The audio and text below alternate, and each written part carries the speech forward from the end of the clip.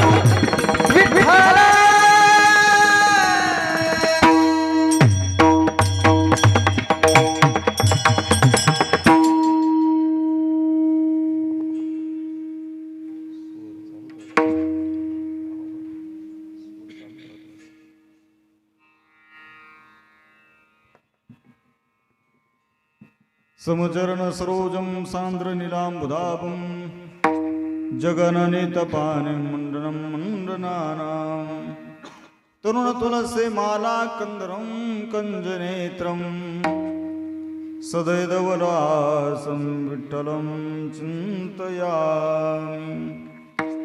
पांडुरंगाकारो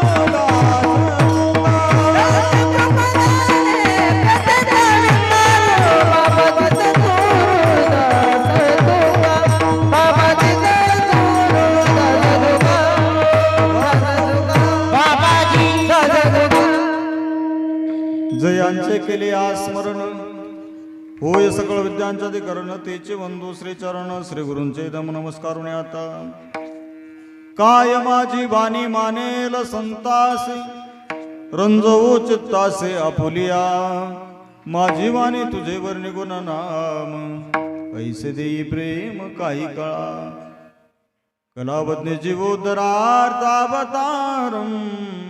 कलंकांक तेजोधिकामोदिवक्रम कलानिशवादा पनुदार दीक्षम समाधिस्थ मूर्तिं भजे ज्ञानदेवम ओम नमो ज्ञानेश्वरा करुणाकराय दयाळा तुमचा अनुग्रह लादलो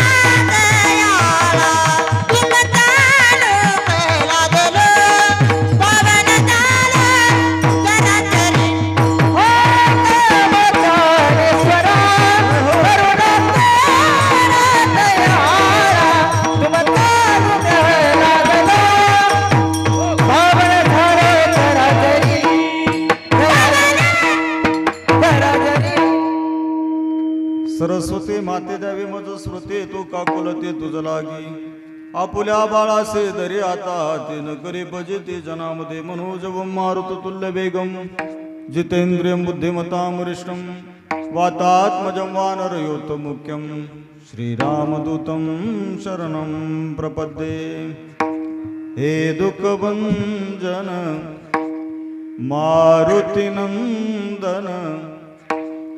सुन लो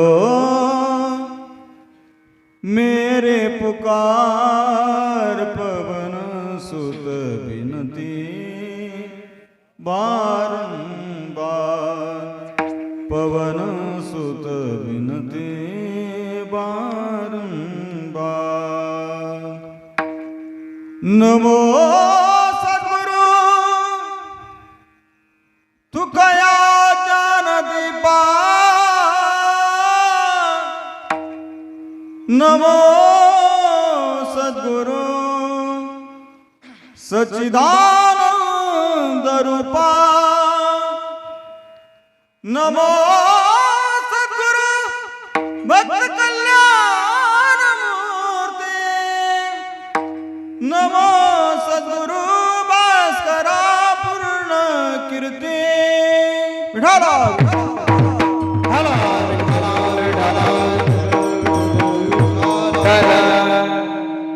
सारासार विचार करा उठावटी सारासार विचार करा उठावटी नाम धरा कंठी विठोबाची तयाच्या चिंतने निरसेल संकट तरालो दुर्घट भवसिंधू प्रस्तुत प्राप्त प्रसंगी कीर्तन रूपी सेवेसाठी घेतलेला अभंग जगदवंदनीय महाराष्ट्र भूषण श्री संत जगद्गुरु तुकोबराय यांचा 4 चरणाचा नामाचं महात्म्य सांगणारा अशा स्वरूपाचा अभंग आजच्या चिंतन सेवेसाठी घेतलेला आहे विठाला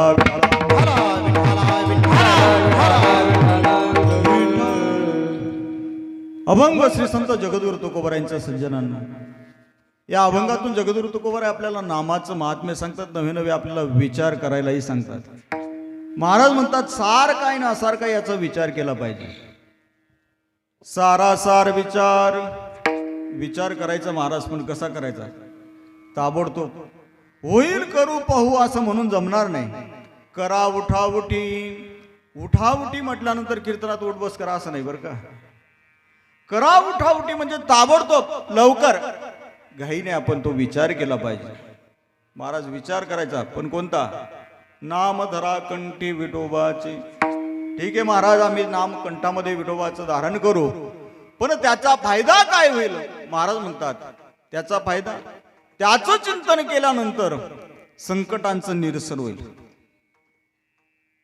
तयाच्या चिंतने निरसेल संकट तराल दुर्घट भवसिंधू भवनाम सिंधू हा संसार समुद्र आपण तरुण जाऊ प्रत्येकाला वाटतं महाराज आपण तरुण गेलं पाहिजे, पण तरुण जाण्याचं साधन महाराज या अभंगातून सांगतायत. त्या भगवान परमात्माचं नामचिंतन करा. त्याचं चिंतन केल्यानंतर अनेक संकटांचं निरसन होईल. नवे नवे हा भवसिंधू तुम्ही तरुण जाल. तराल दुर्गट भवसिंधू. मग याच्यासाठी एखाद्या विशिष्ट जातीमध्ये जन्माला यावं लागेल का महाराज?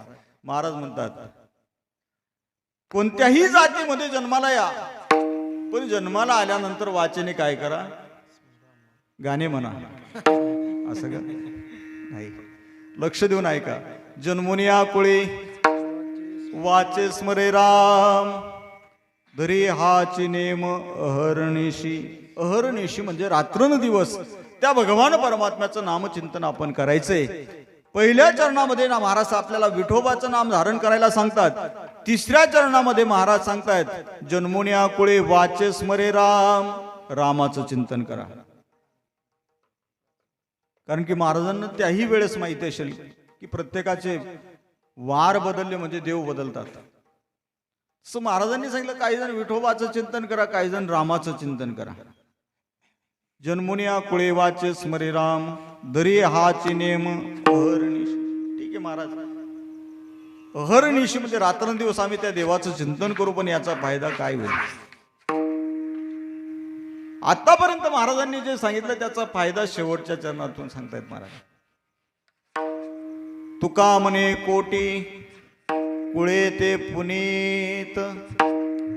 कोटी कुळ पुनीत पावन होऊन जातात, पण केव्हा? भावे गाता गीत विठोबाचे.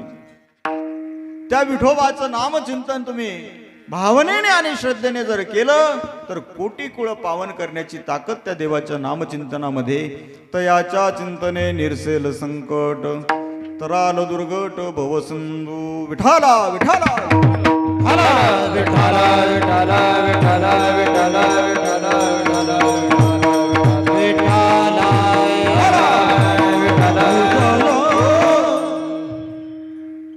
अभंगाचा धावता भावार्थ तुमच्या पुढे मांडलेला आहे. अभंगावर विस्तारपूर्वक चिंतन मांडण्यापूर्वी थोडासा परिहार द्यायचा, तो म्हणजे असा.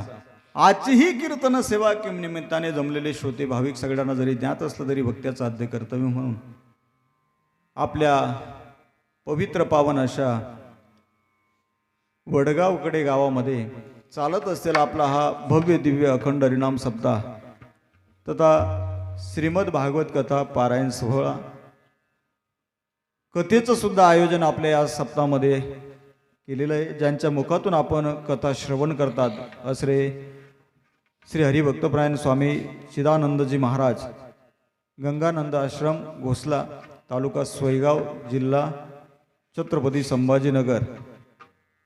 महाराजांच्या मुखातून आपण कथा श्रवण करतायत. ज्यांचे आशीर्वाद आपल्याला लाभलेले आहेत, ब्रह्मलीन सद्गुरू गंगानंद गिरीजी महाराज यांच्या परम आशीर्वादाने चालत असलेला आपला हा भव्य दिव्य अखंड हरिनाम सप्ताह. आणि या सप्ताहातील आजची ही प्रथम दिवसाची कीर्तन सेवा आदरणीय हरिभक्तपरायण आमचे अशोक दादांनी फोन केला आणि म्हणे महाराज तुम्हाला पहिल्या दिवसाची कीर्तन सेवा करावी लागेल. दादांना म्हटलं पुढे एका 2 दिवस पुढे द्या मला सेवा. नाही म्हणे पहिल्याच दिवशी सुरुवात चांगली झाली म्हणजे आमचा शेवट चांगला होतो.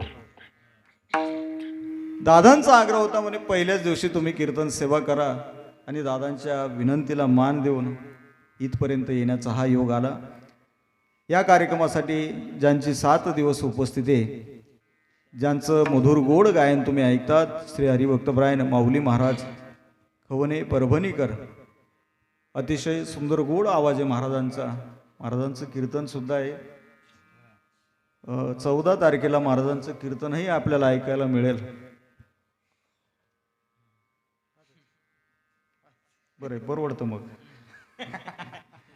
त्याचप्रमाणे ज्यांची गोड चाल तुम्ही ऐकली, श्री हरिभक्तपरायण तुळशीराम महाराज भानुसे, जालना, गायन सम्राट. अतिशय गोड आवाज आहे महाराजांचे देखील आभार व्यक्त करतो. ज्यांचा मृदंग तुम्ही ऐकतात असे आदरणीय हरिभक्तपरायण महाराष्ट्रातील नामवंत पखवाज वादक विठ्ठल महाराज महागोविंद बीडकर, अतिशय गोड पखवाज वाजवत आहेत महाराज. त्याचप्रमाणे आपल्या परिसराचं वैभव आदरणीय हरिभक्तपरायण चंदूबाबा आर्वेकर बाबांची सुद्धा दरवर्षी उपस्थिती असते. त्याचप्रमाणे श्री आदरणीय हरिभक्तपरायण कैलास महाराज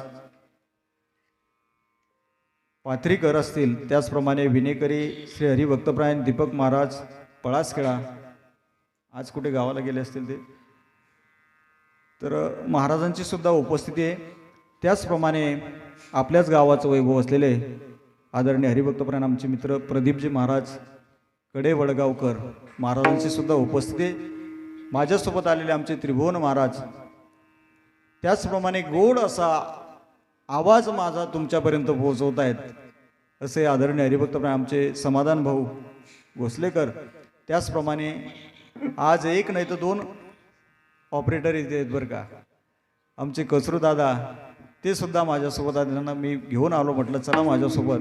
दादा देखील आलेत. माझ्यासोबत आलेला माझा पुतण्या त्रिभुवन महाराज, या सर्वांसाठी एकदा जोरदार टाळी वाजवा.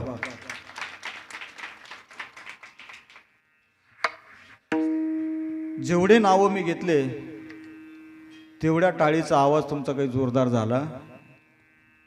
थंडी वाजते का तुम्हाला? जरा जोरात टाळी वाजवा म्हणजे थंडी सुद्धा पळून जाईल बरं का. वा रे. परिसरातून आलेले सर्वच गुणीजन मंडळी, सर्वांच्या चरणी नतमस्तक होतो. खरं तर माझा परिचय ज्यांनी करून दिला असे आपल्याच परिसरातील जे आता नर्मदा परिक्रमेसाठी गेलेत आमचे संतोष महाराज शिंदाडकर महाराजांनी माझा परिचय करून दिला आणि इथपर्यंत हा येण्याचा योग आला. एकदा पुनश्च सर्वांचे आभार व्यक्त करतो. सर्वांच्या चरणी नतमस्तक होतो. मस्तक हे पायावरी, मस्तक हे पायावरी, मस्तक हे पायावरी, पायावरी या वारकरी संतांच्या, या वारकरी संतांच्या, या वारकरी संतांच्या, या वारकरी संतांच्या, वारकरी संतांच्या, या वारकरी हे मस्तक हे पायावरी, वारकरी संतांच्या, वारकरी संतांच्या, वारकरी संतांच्या, मस्तक हे पायावरी, या वारकरी संतांच्या, या वारकरी संतांच्या, या वारकरी संतांच्या, संतांच्या, संतांच्या. वा वा. या संतांच्या मस्तक हे पायावरी, या वारकरी संतांच्या सर्वांच्या चरणी नतमस्तक होतो. अतिशय गोड नियोजन तुम्ही सर्व गावकरी मंडळी करतात. कोटी कोटी धन्यवाद तुम्हाला. महिला मंडळ, पुरुष मंडळ, अगदी पहिल्याच दिवशी एवढी तुमची उपस्थिती आहे. जेवढे जेवणाला होते तेवढे सगळे कीर्तनाला आलेत. हे एक विशेष महाराज. नाही तर बऱ्याच गावांमध्ये आम्ही जातो महाराज, आपण पाहतो जेवणाला 60 आणि कीर्तनाला 8.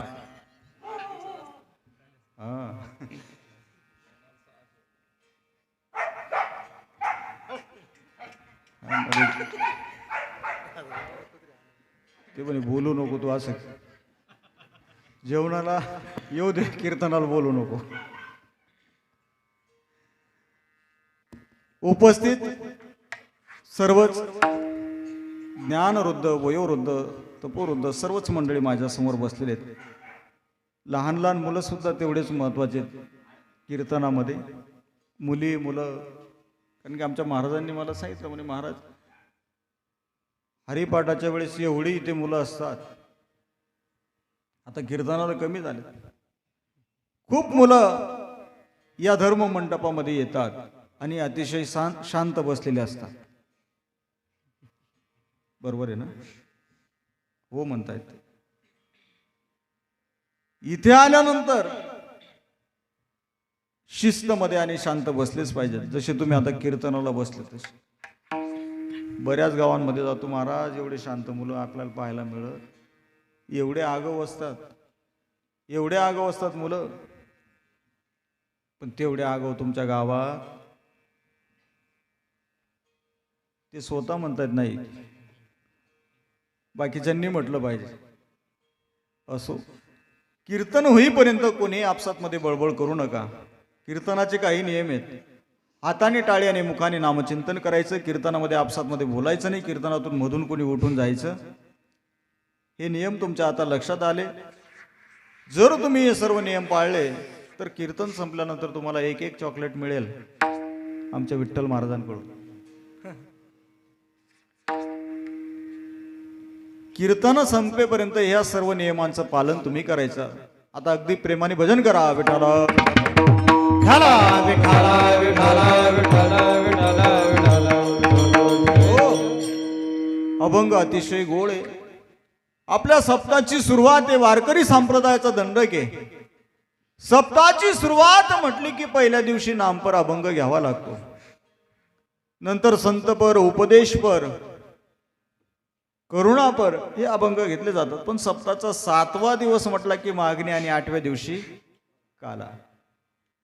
सप्ताहामध्ये 3 कीर्तनकार हे बांधलेले असतात. तुम्ही म्हणणार महाराज बांधलेले असतात ते उपरण्याने का? वारकरी संप्रदायाच्या काही नियमाने ते बांधलेले असतात. तसं आजचा हा पहिला दिवस आहे आणि पहिला दिवस म्हटला की नामपर अभंग घ्यावा लागतो. जगद्गुरु तुकोबाराय आपल्याला नामाचं महात्म्य सांगतायत आणि कलियुगामध्ये सगळ्यात सोपं साधन म्हणजे नामचिंतन. कलियुगामध्ये सगळ्यात सोपं साधन म्हणजे नामचिंतन. काही करण्याची गरज नाही.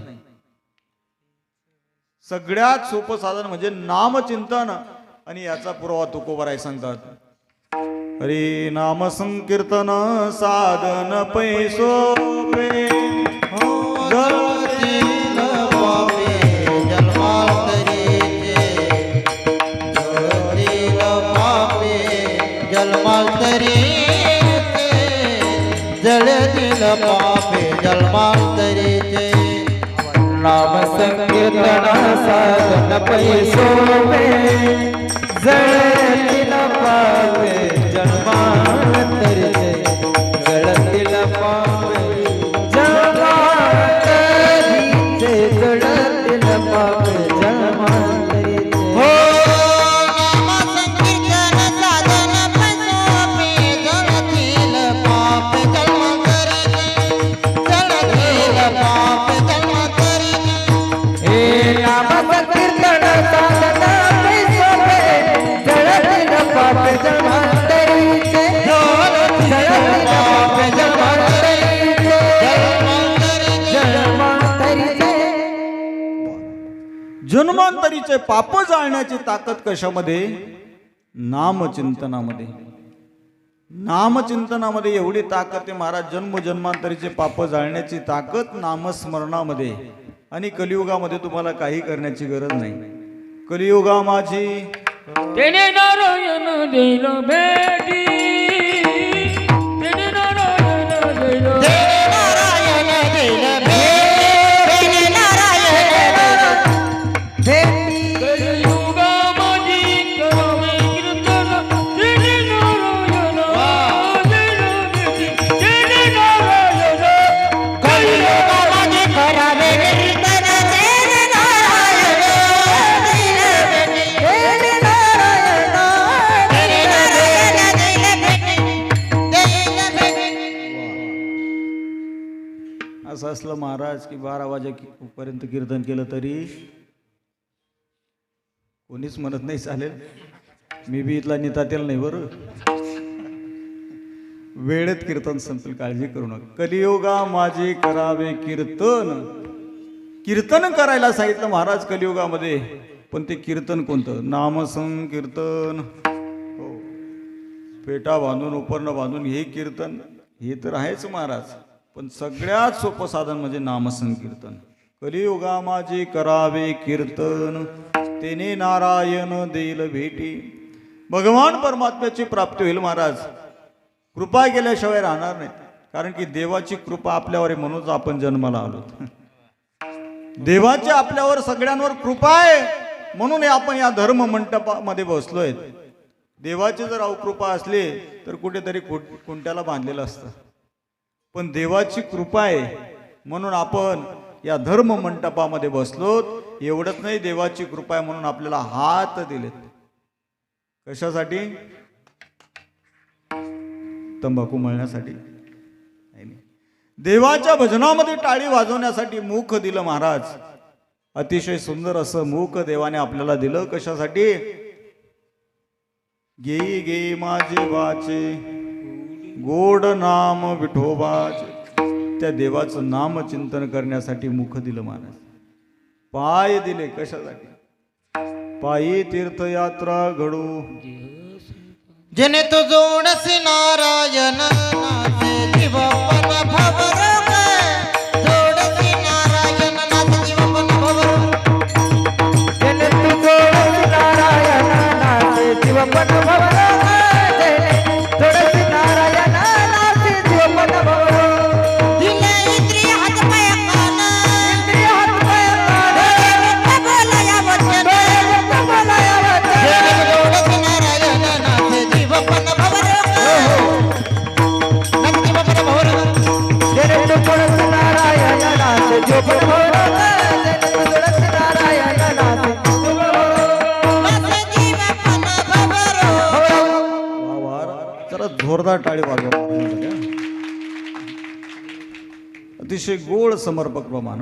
दिले इंद्रियात पाय कान डोळे मुख बोलाया वचन. जेणे तू जोडसी नारायण नासे जीवपन भवरोग. भवरोग सुद्धा चालला जाईल. पण कशाने? जागेत ना तुम्ही? भवरोग जाण्याची ताकद जर कशात असेल तर फक्त नामचिंतनामध्ये. देवाने हा जीव दान दिला महाराज. जीव कसा दिला? दान दिला. जेने हा जीव दिला दान तयाचे करीन चिंतन. जग जीवन नारायण गायन गुणा दयाचे.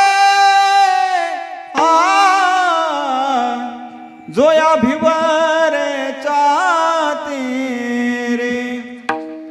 जेने हा जीव दिला दान. दान दिला महाराज हा जीव आपल्याला देवाने. काही मोबदला घेतला का? कोणाकडनं पैसे घेतले? फुकट दिला महाराज, फुकट. म्हणून याचं महत्व कळत नाही. देवाचे खूप मोठे उपकार आहेत आपल्यावर. हा नरदेव देवाने आपल्याला दान दिला महाराज. दान दिला. आणि बघा जे फुकटचं मिळतं ना त्याचं महत्व कळत नाही. आता गहू तांदूळ फुकट मिळतात नाही ते पण फुकटचे मिळतात. लोक ते लगेच विकून येतात का? त्याचं महत्व कळत नाही महाराज. त्याच्यासाठी जर मोबदला दिला गेला ना तर त्याचं महत्व कळतं. जर एखादी वस्तू फुकट मिळाली तर त्याचं महत्व कळत नाही. तसं हे शरीर आपल्याला देवाने दान दिलं. नकडो उपाय घडवाले. हरी नकडो उपाय घडवाले. नखडो उपाय घडवाले. नखडो उपाय घडवाले. हो पावला हा देह काळ काळीनाय. नकडो उपाय घडवाले. पावला हा देह काळीनाय. नखडो उपाय घडवाले.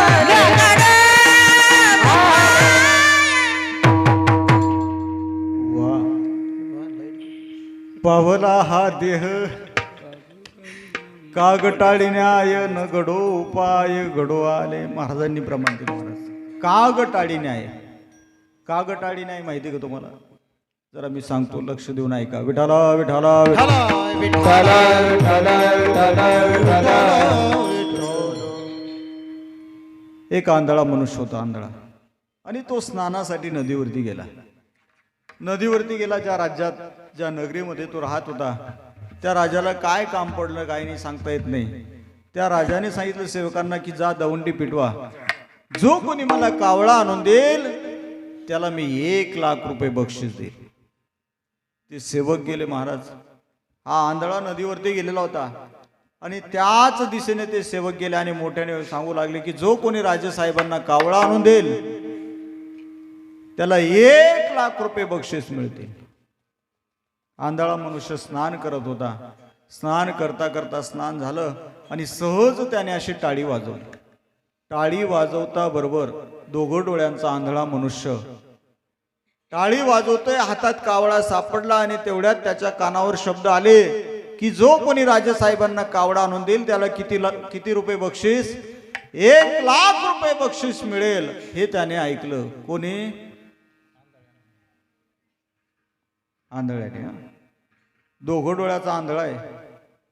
सहज टाळी वाजवली, हातात कावडा सापडला, तेवढ्यात कानावर शब्द आले जो कोणी राजेसाहेबांना कावळा आणून देईल त्याला 1,00,000 बक्षीस मिळेल. हे त्याने ऐकलं आणि आंधळ्याला सुद्धा लोभ सुटला.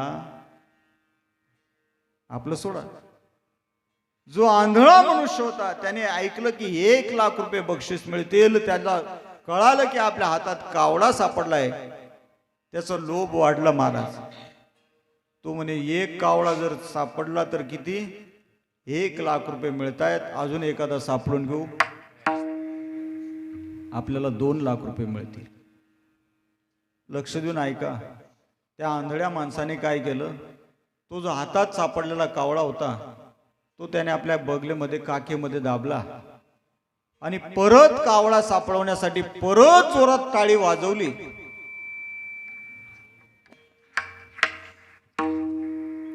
आता ज्यांना समजलं त्यांना धन्यवाद. टाळी वाजवता बरोबर जो बगलमा होता तो बी उडी गया.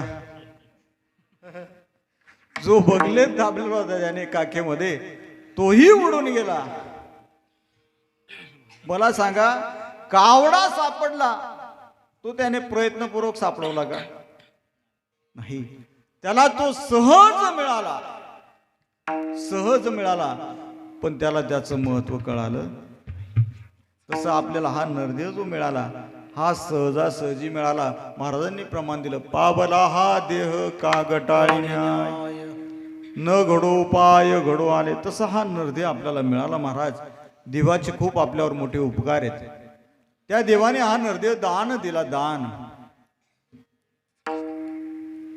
बरं, ही सुविधा. जो लाईट बंद चालू करायला जातो तो तिकडेच बसतो.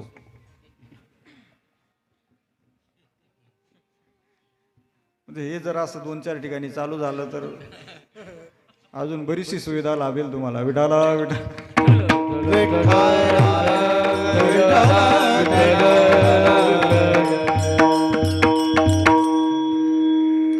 आता ते लाईट बंद राहिले तरी चालेल, पण तुम्ही जागेवर बसा.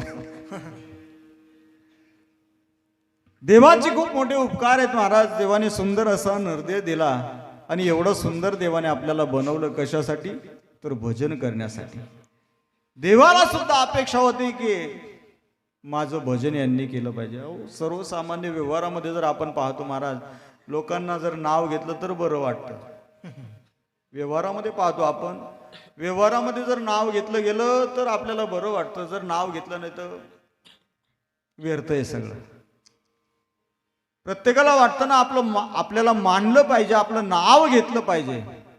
मग ज्याने आपल्याला हे शरीर दान दिलं त्याला वाटत नसेल का? हो, त्या देवाला सुद्धा वाटतं की माझं नाव घेतलं पाहिजे.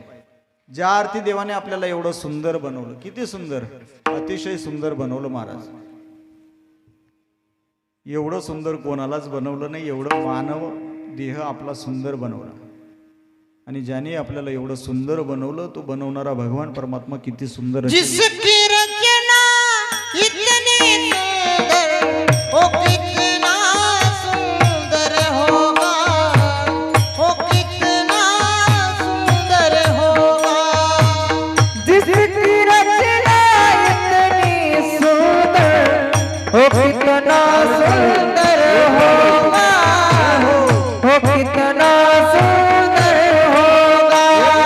एक ताली. जय हो. नाम तुम्हारा पालनहार हो, नाम तुम्हारा पालनहार, कब तेरा दर्शन होगा. जिसकी रचना इतनी सुंदर, वो कितना सुंदर होगा.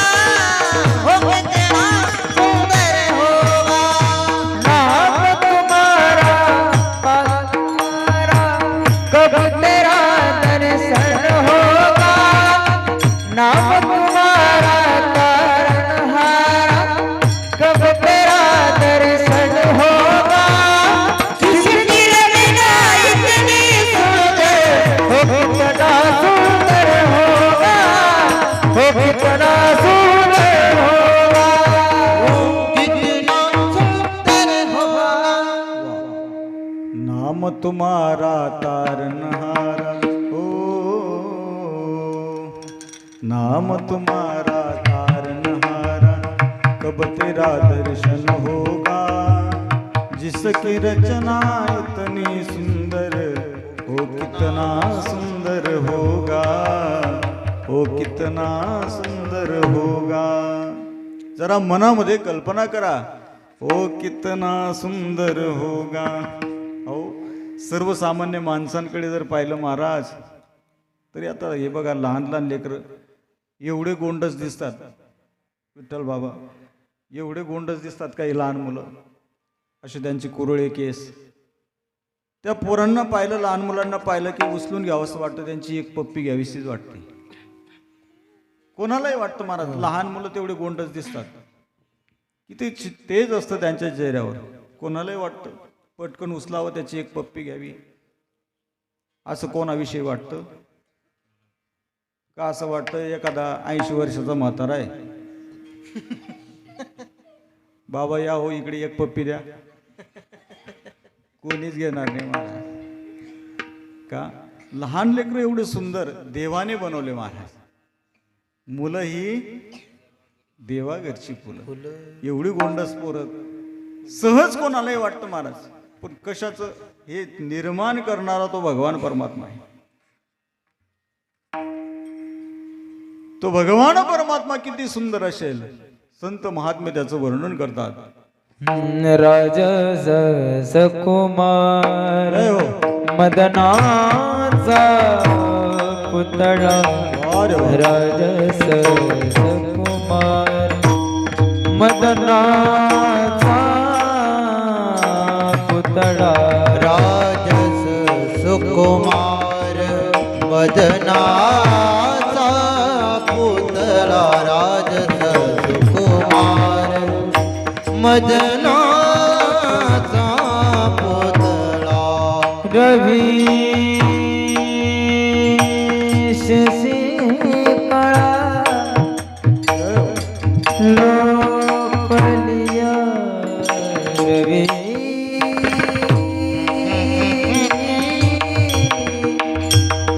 शशी कळा लोकलिया, रवी शशी कळा,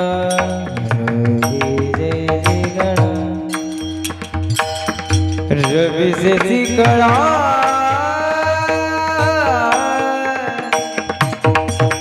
लोपलिया,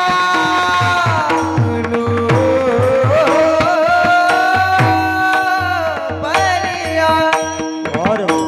रवी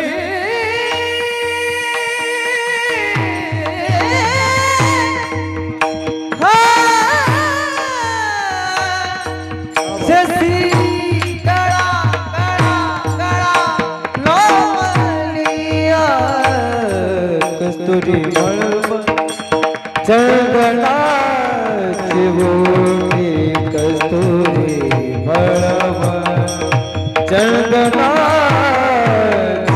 बोटी. हरे रवी शशी कळा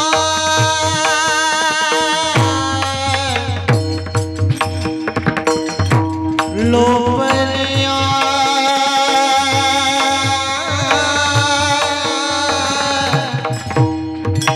रवी शशी कळा, रवी शशी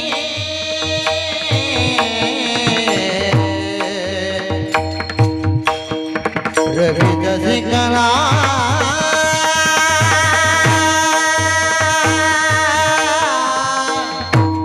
अरे वा.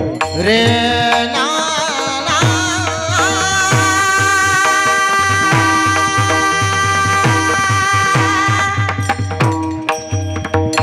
रे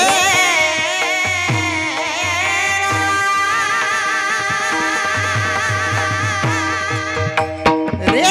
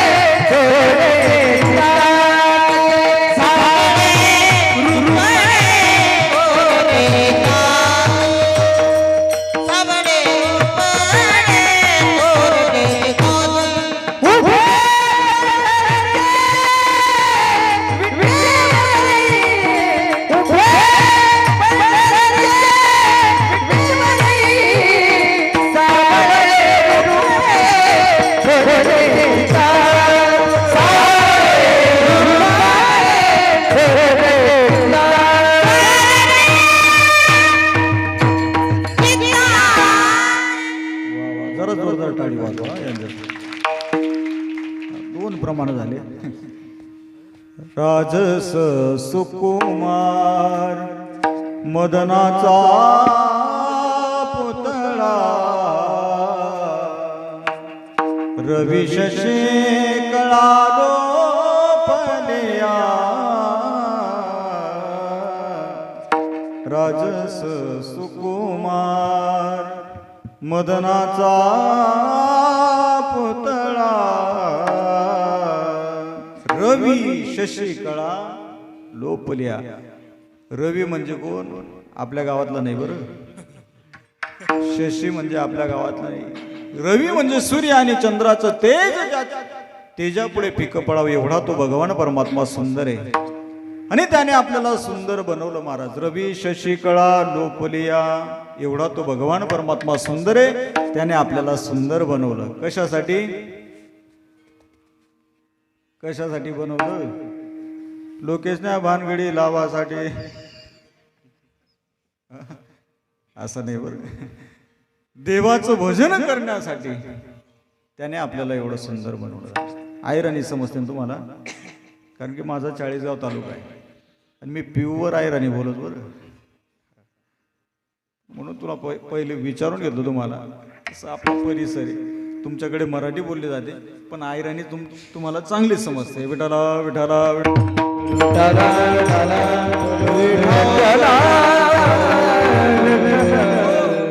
एवढं सुंदर बनवलं दादा त्या देवाने आपल्याला त्याचं भजन करण्यासाठी, कारण की तो भगवान परमात्मा स्वतः सुंदर आहे. अनेक प्रमाण आपल्याला देता येतील, अनेक गवळणींमध्ये सुद्धा त्या देवाचं वर्णन केलंय. तो भगवान परमात्मा किती सुंदर आहे. महाराज म्हणतात पाहिला पाहिला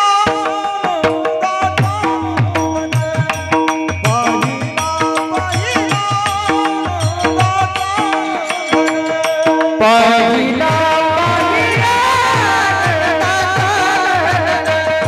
पाहिला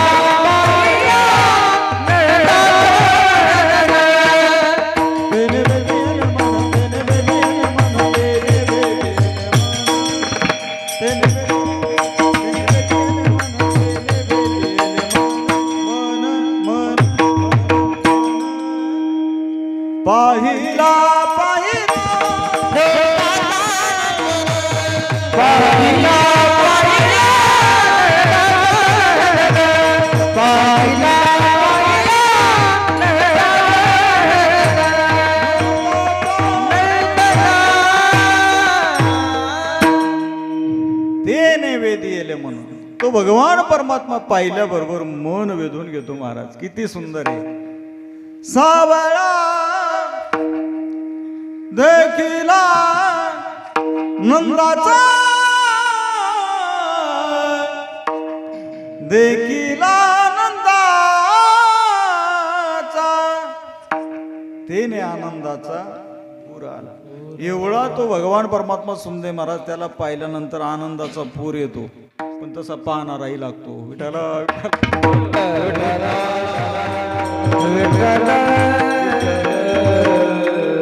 अतिशय सुंदर असलेला भगवान परमात्मा त्याने आपल्याला सुंदर बनवलं. कशासाठी? त्याचं नामचिंतन करण्यासाठी. कलियुगामध्ये सगळ्यात सोपं साधन म्हणजे नामचिंतन, आणि महाराज त्याच नामचिंतनाविषयी या अभंगातून सांगतायत. नवे नवे आपल्याला विचार करायला सांगतायत. विचार करा महाराज, पण तो होईल करू पाहू असं म्हणून जमणार नाही. महाराज म्हणतात तो ताबडतोब विचार केला पाहिजे, आणि तो विचार करण्याचा आग्रह महाराज या अभंगाच्या प्रथम चरणातून सांगतात. सार सार विचार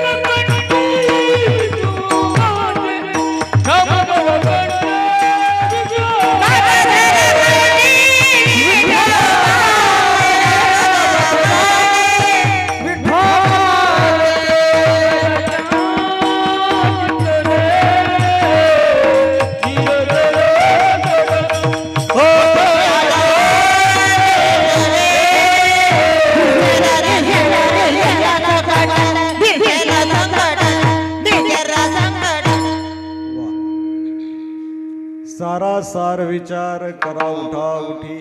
विचार करायला सांगतात महाराज तुकोबराय. विचार करत नाही असा एकही मनुष्य नाही. आता इथे बसलेले महिला मंडळ पुरुष मंडळ तुम्ही सगळेजण विचार करतायत का नाही? प्रत्येक जण विचार करतो महाराज, पण विचार करण्याची पद्धत वेगवेगळी. कोण काय विचार करेल सांगता येत